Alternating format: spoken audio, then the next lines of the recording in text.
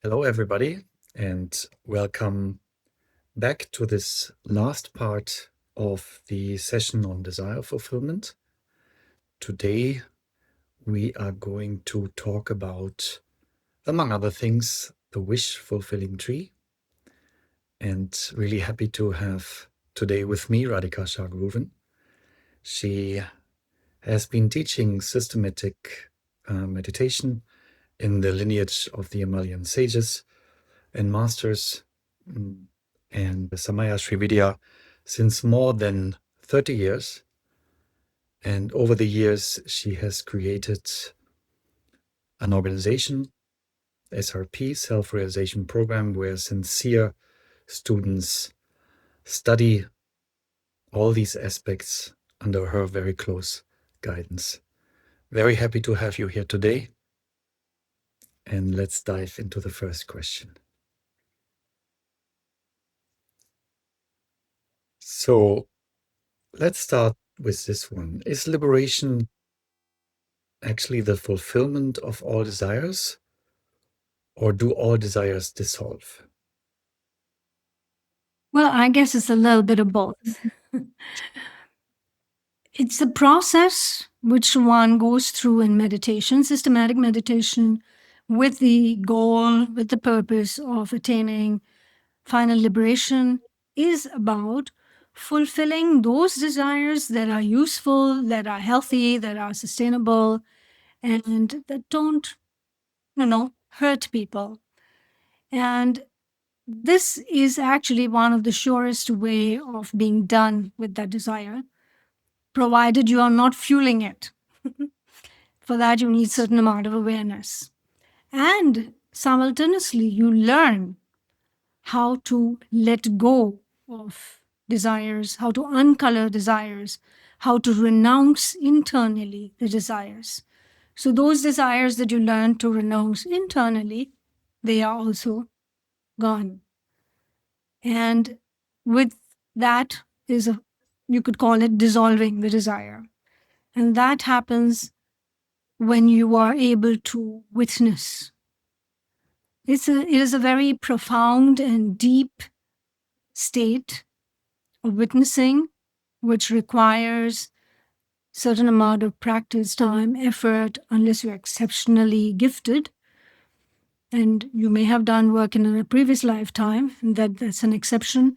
But for most people, this does require some amount of practice and dedication. When both of these happen, certain amount of fulfillment, certain amount of renunciation, gradually over time, we are able to fulfill or dissolve all our desires, attain the state of desirelessness, and that is then final liberation. This context, what do the ancient religions of the world say about desire fulfillment, according to your view? All the traditions of the world actually have talked about it.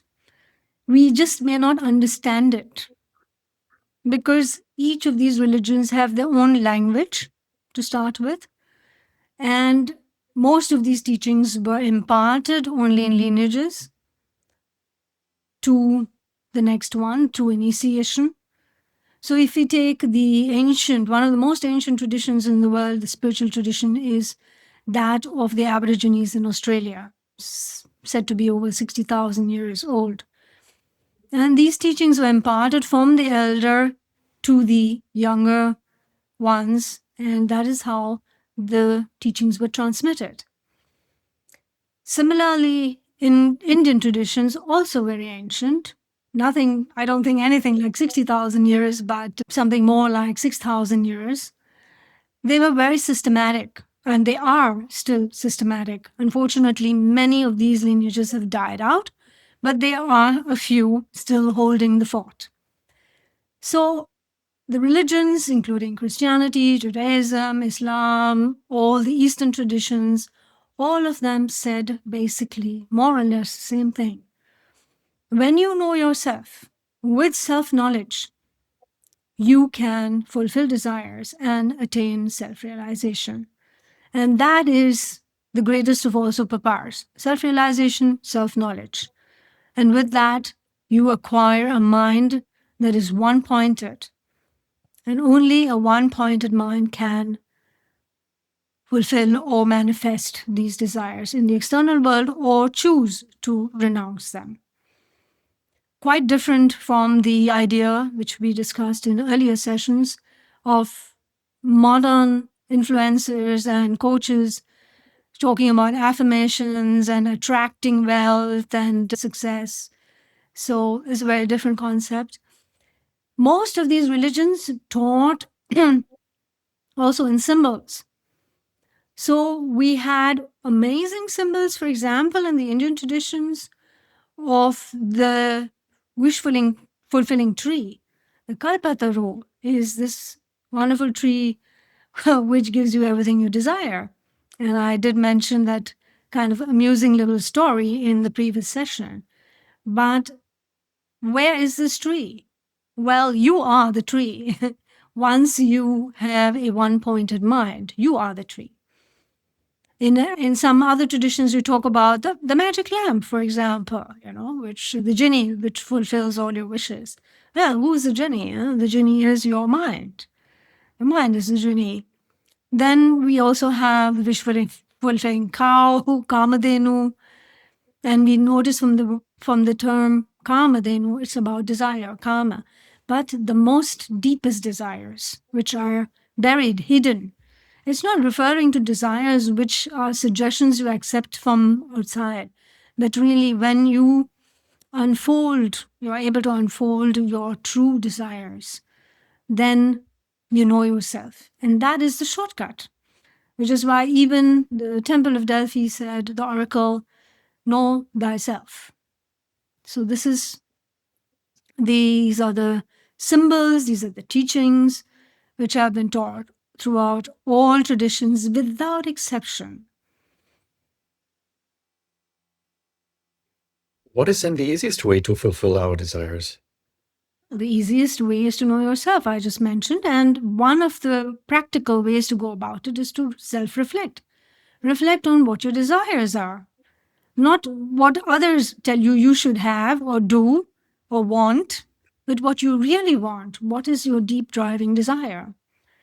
And through that self-reflection, you get to know yourself, and you can also resolve any internal contradictions or conflicts you may have. And that is the easiest way of fulfilling your desires. Though this sounds very easy, I would say it's not it's the easiest way. It's not necessarily an easy way. Among all the different methods, it's the easiest. But it does require some practice, self-knowledge, effort, and some guidance on the way would also be very useful. Looking at the scriptures again, so the Indian scriptures especially, according to you, what is the great promise in the Bhagavad Gita and other scriptures regarding desires? They all say, seek me and all things will come unto you. Seek me. Who's me? Me is that great divine force within us.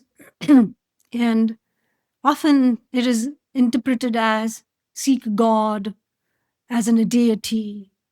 But it's not necessarily that one God or one deity, but it is that wisdom within you, and that wisdom within you, whether you want to call it individual consciousness, you want to call it Atman, you want to call it I, Soham, you want to call it,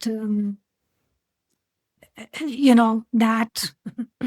There are so many terms, but the process leading to self-realization will bring you all good and auspicious things. That is the divine promise. For example, it even says in the New Testament, seek thee the kingdom of God and all things will come unto you. And the kingdom of God within is pure consciousness. So ultimately, it is self-realization, this path, self-knowledge, not necessarily following deities, which are symbols. We believe them, they are symbols, and they are visual teaching tools and objects of concentration or focus. And so it is really applying all these aspects in one's daily life, gaining self-knowledge. That is the way all the scriptures recommend and promise that you will, in the end, really get what you desire. That's a wonderful conclusion of all the sessions we had on desire fulfillment. So this is the last part of them.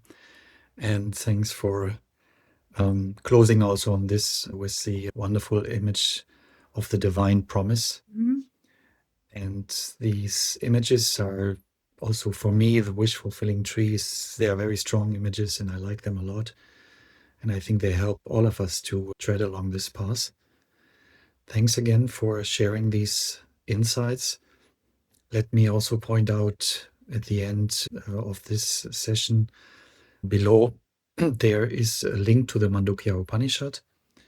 And so for those of you who would like to go a little bit deeper, please do so. And please also, if you have questions, and as I always say, I'm sure you have questions, so here's an opportunity for you to raise them and to get a wonderful answer from Radhika Ji. Thanks again for this session and also the previous ones. And namaste.